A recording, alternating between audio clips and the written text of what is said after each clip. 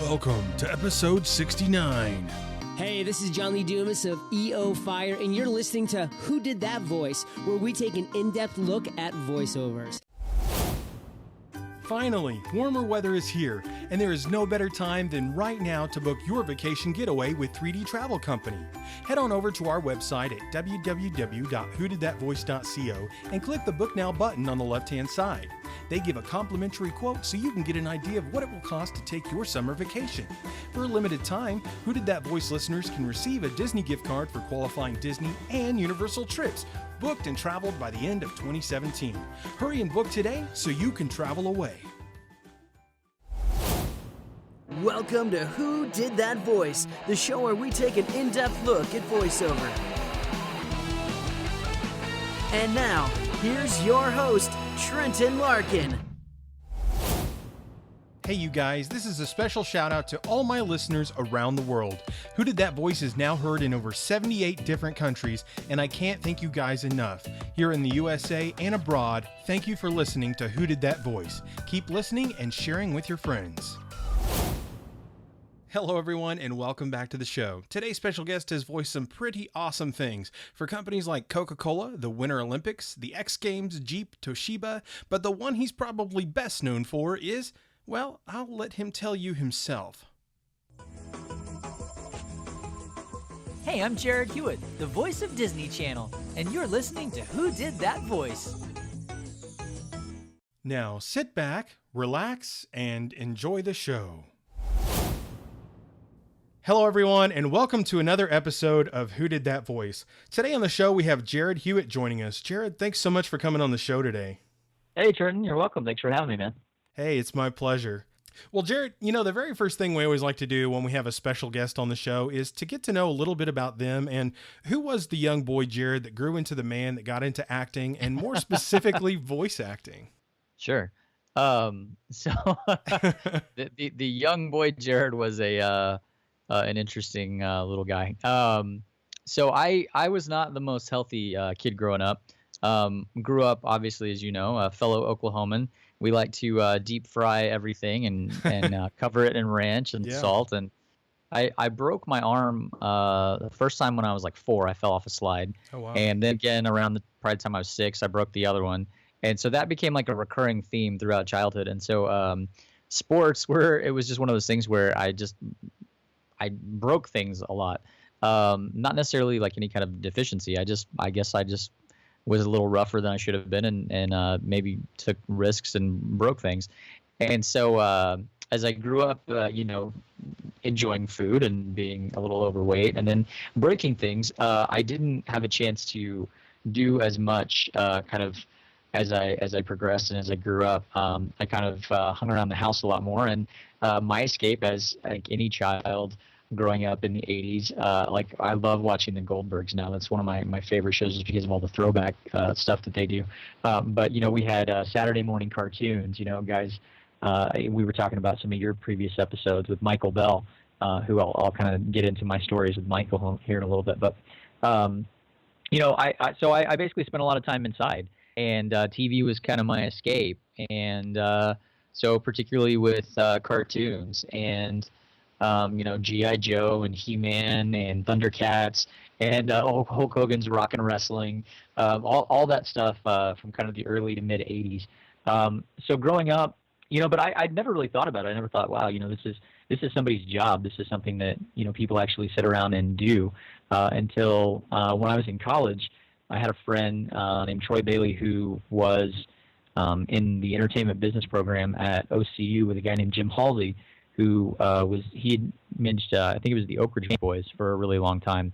And so the guys that were in that program at the time, there were 4 of them. And Troy ended up graduating, and he went out to work with another guy with Halsey. And at the time, they went on the road with Tim McGraw.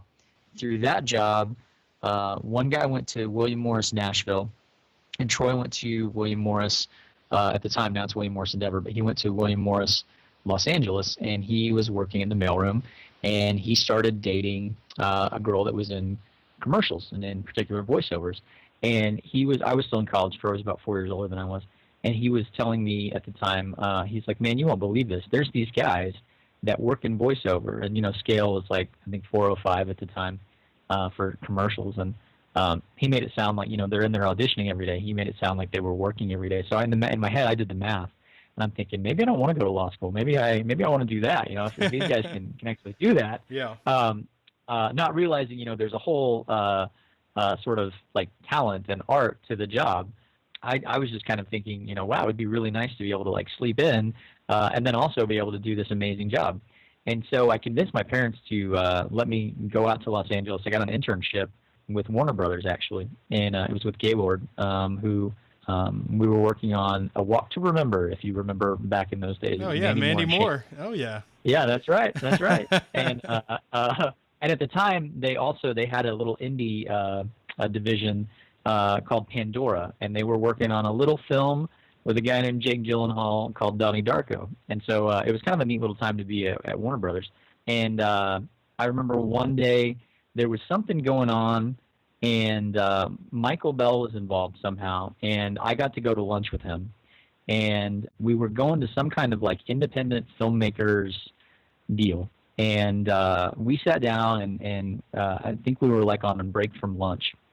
We just started talking, and this was like, I think at the time there were 3 people in all of Los Angeles that had a Prius, and it was Cameron Diaz, Leonardo DiCaprio, and this was like, I think 2000. So, I mean, this wasn't too far removed from like the Titanic and when Cameron Diaz was like the hottest thing in the world. Yeah. And so, so like for this other guy that like, who is this guy? This is just like this cool older guy. Like, and then he's got this crazy, like newfangled thing called a Prius that only celebrities have. Like, what? So I'm talking to him, and he's got that. I won't even do him the disservice of doing my Michael Bell impression simply because it's recorded. But he's just got this really cool voice, and so he's talking, and he's like, oh, you've got it. Well, there I said, he's like, you got to meet my friend Carol. She's amazing. And he was talking about Carol Kimball, who's a casting director. And so I thought, yeah, why not? At the time, again, I was doing my internship at Warner Brothers, and they kind of encouraged us to get out and figure out kind of all aspects of the business, because I kind of thought I might head into programming. That was kind of where I was thinking I might go, because while I really liked the entertainment side, I didn't, it was still like a foreign concept to me that anybody could ever make money doing, this. It was kind of like, it's kind of a pipe dream. I need to have like a backup plan, and that was going to be, programming or entertainment law. And so I went and met with Carol Kimball, and she was doing, I think, a workout group or something like that Michael had invited me to. And she said, oh, you've got like a really clean Midwestern sound. You would, if you ever decide to do a demo or anything, I'd love to help you out. And I thought maybe that was just kind of like somebody being nice or whatever. But it turned out she meant it. And she said, if you ever come back into town, give me a call. Because at the time I was going to go back to Oklahoma and finish school. And so I did. I came back here and I finished school. And while I was finishing school, my friend Troy had moved on to the commercial department there. And he was representing at the time, Della Reese was one of his clients. Well, Della is Carol Kimball's godmother. And so when I got back out there, he was telling me all of this. And I was like, oh, yeah, I remember, because he had then went on to, he was still dating the girl in the commercial department. And we were kind of having a conversation. And I had gone back out there with the intent of going to UCLA and doing entertainment law out there. Anyway, I went ahead and called Carol back. And she said, well, we're casting some stuff. And I've got a friend. There's 2 guys that I think you might be right for. One, it was Jeff Danis over at ICM at the time, or maybe they had switched over to I-9. That was right around the time they broke off from ICM. And the other was Eric C. Strand. I just blanked on my own agent's name. Former agent. So she helped me put together a demo and sent it over. And I went over and met with Eric and Tim in the animation department. They were completely awesome. I was scared out of my mind, I think. I didn't know what to expect. I was pretty much, fresh off the boat. They were really cool, and they said, yeah, we'll give you a call later, And I think later that day they called and said, you're on the schedule tomorrow. Can you come in for an audition? So I did, and that kind of started the whole thing out. That's how I got out there. It was all very serendipitous, and within that first year, I landed a job as the voice of White Castle. And once I got that first, they were doing at the time, I think we went in and did a series of about 20 radio spots. And they were, White Castle isn't national, but they're in enough big markets that all of those spots are Class A. So we did a series of about the 20 radios, and I think we did maybe 11 or 12 TVs. And I got that first paycheck, and I called my parents and said, hey, I am deferring a semester. And I just never went back. You deferred indefinitely. I deferred indefinitely. That's right. And when we're talking about White Castle, we're talking about those little scrumptious burgers, right? That's right. We're talking Harold and Kumar go-to. Oh, that's awesome. That job gave me about 20 pounds. Wow. Because of course, my agent at the time, Eric, was from Chicago, and he was like, "You've got to try these burgers." We didn't have them in LA. Yeah. So I went, and you could get them in the frozen food section, and I was just like, "Oh my God, why has this not been a part?" I mean, at the time, I think I was maybe 24, and I was, still in that place where, you could drink a case of beer and go eat a massive amount of food. And yeah. I was like, why has this not been something that I discovered 6 years ago? Or okay, that was 18. I was in college, but yeah. So anyway, so, like 20 pounds later, I was like, oh, this is a bad idea. But it was, those little burgers were so delicious. Oh my God. But yeah. So anyway, awesome. law school hit the bricks. Well, and besides White Castle, I know you've worked for companies like Coca-Cola, the Winter Olympics, X Games, Jeep, Toshiba, and the one that is prominently, I believe, what you've been working on of late is the Disney Channel, the voice of the Disney Channel. Yes. Yeah. So I if you have children, or if you are just a fan of the Disney Channel, I am that guy that's in your house that says, up next on an all new, I do a lot of their sponsorships and all of that fun stuff. So you get to hear me. I'm at that cool age now where lots of my friends have kids, and I get to drive them nuts, all day long with that. But it's a really fun job.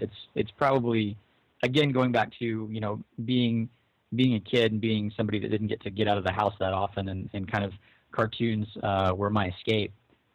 It's just, it's just fun. It's fun to get to go in and kind of, connect back with your inner child, as kind of silly as that may sound. It's that place. It really is putting you back in that space of, going, oh man, I remember what it's like to be that age, or, I remember what it's like being that kid, and, being excited over the new Hot Wheels toy. A lot of the stuff that I do yeah.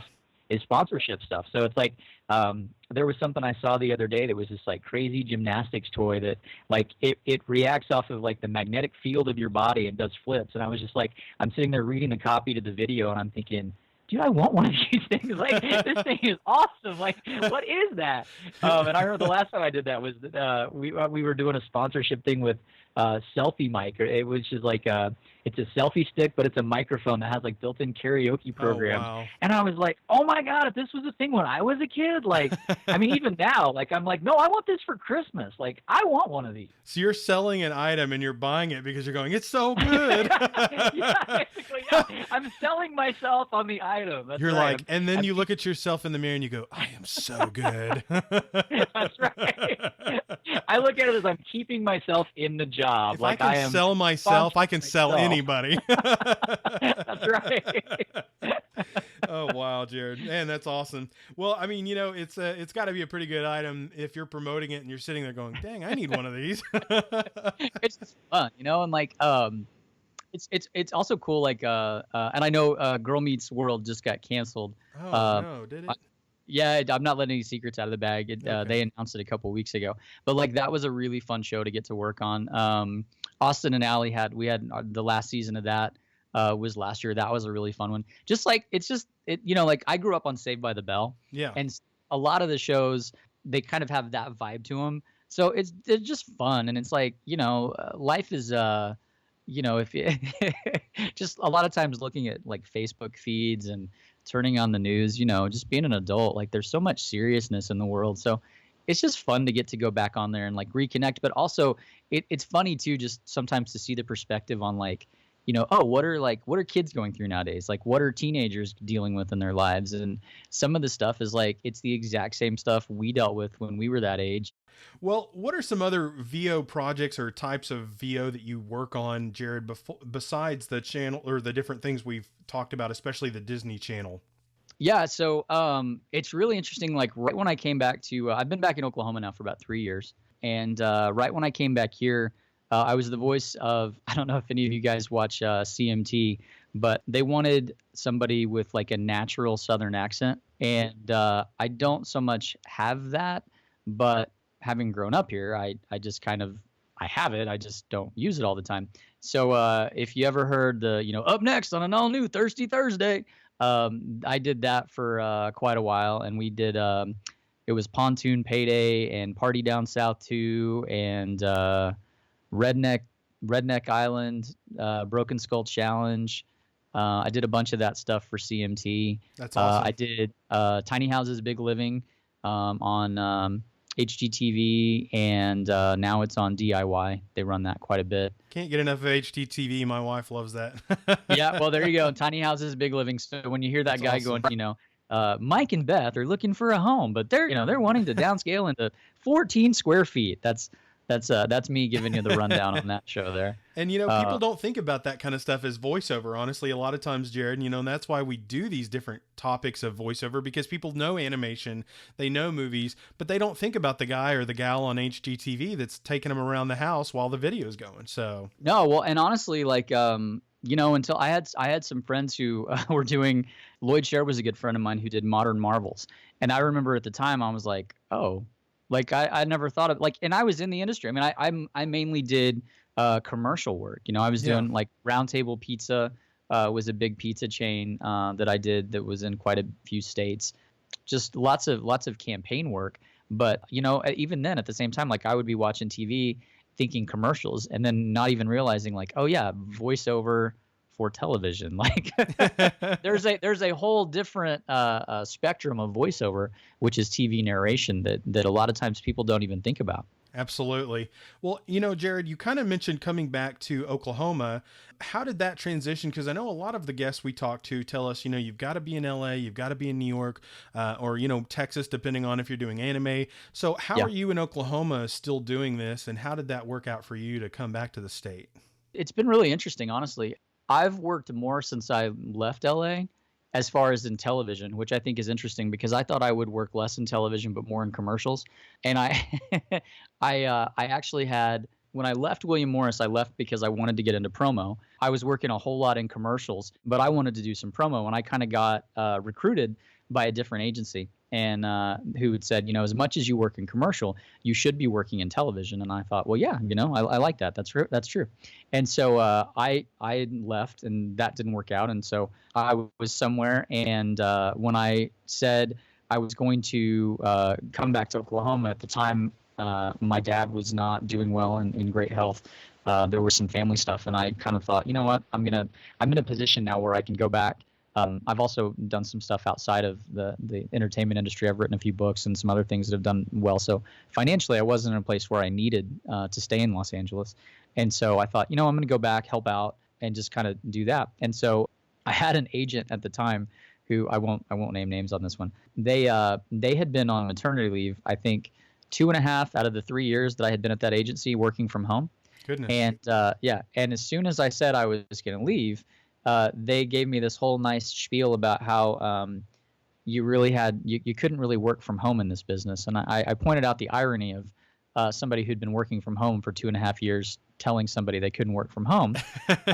And so I came back here and I kind of took a little hiatus.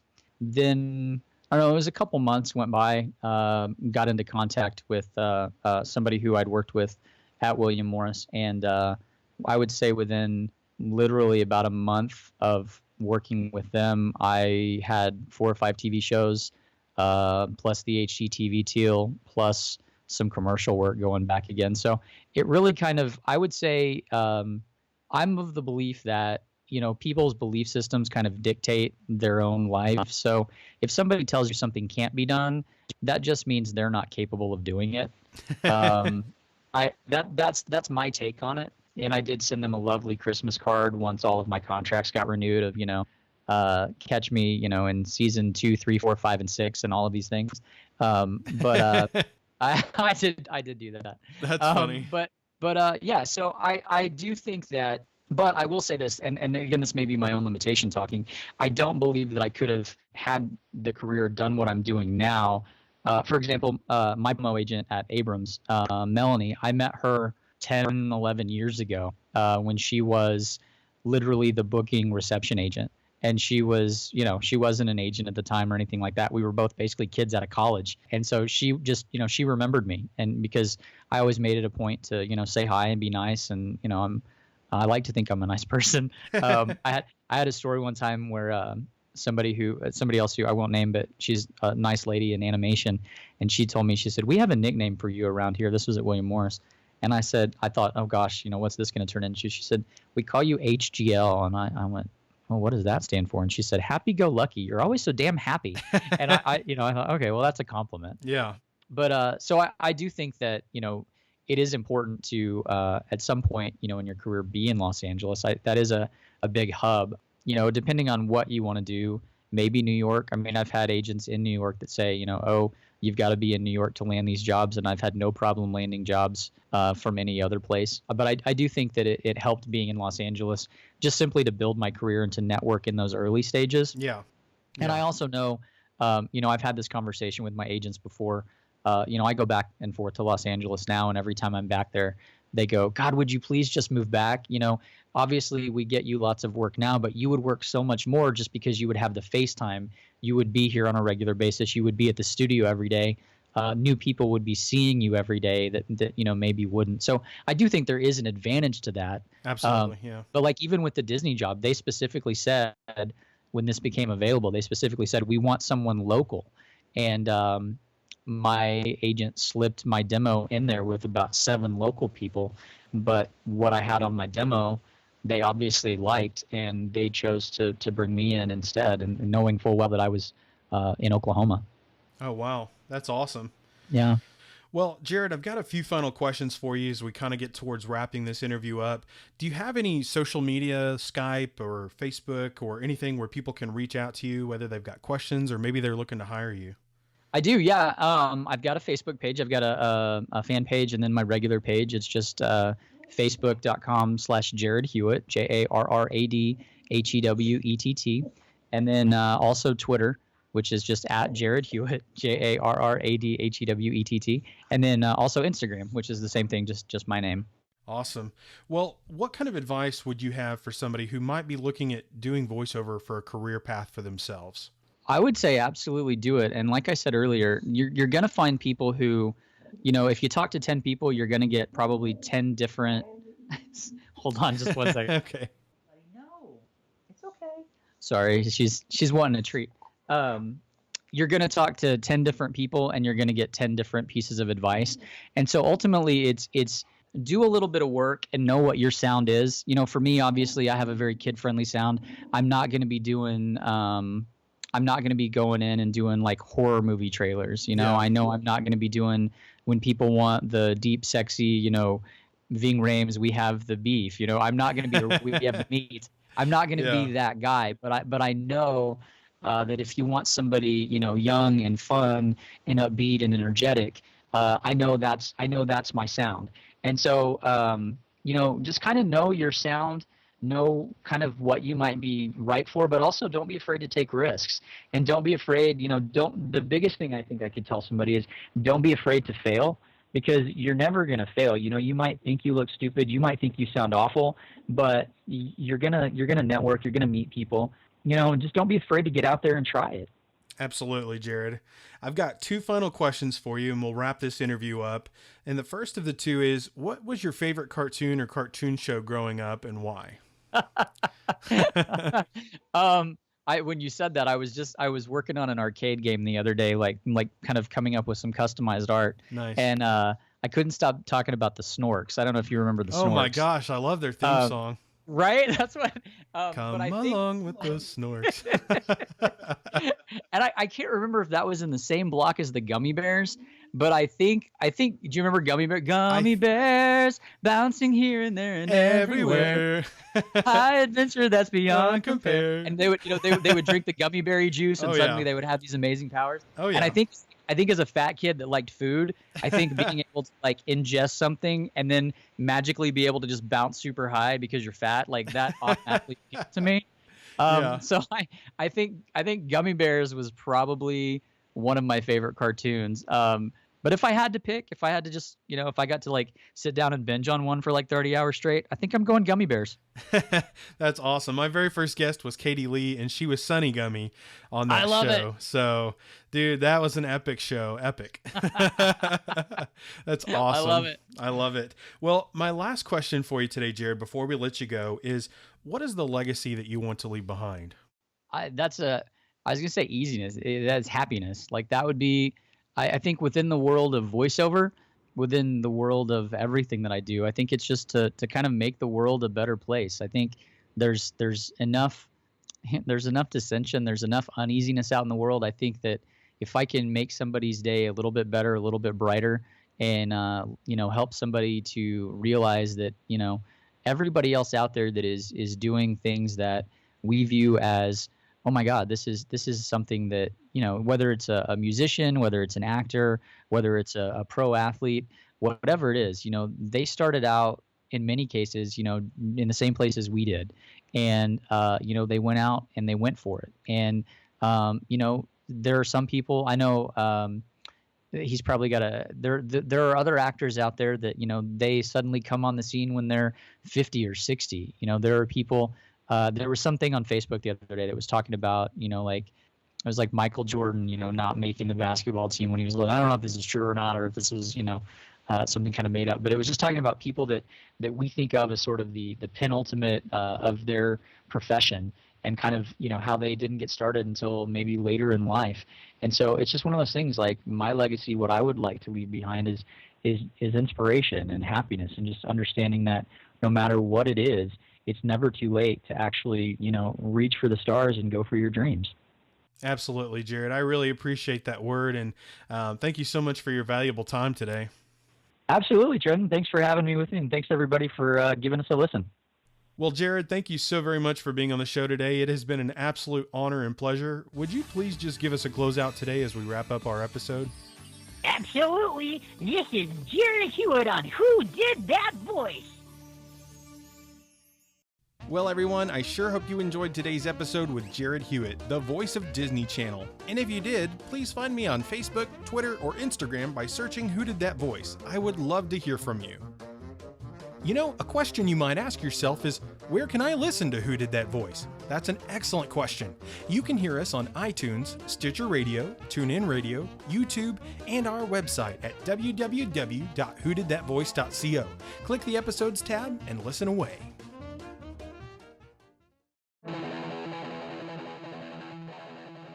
Well, everyone, that's all the time we have for this episode. Join us tomorrow as we celebrate our 1-year anniversary here at Who Did That Voice with our 70th episode. You won't want to miss it. Hey, do you ask yourself, who did that voice? Well, if you do, go to our website, www.whodidthatvoice.co, and click on the Episodes tab. Choose an actor, pick their name, and see pictures from the different characters they've voiced in their career. Thank you for joining us today. We'll see you next time for more discoveries on Who Did That Voice.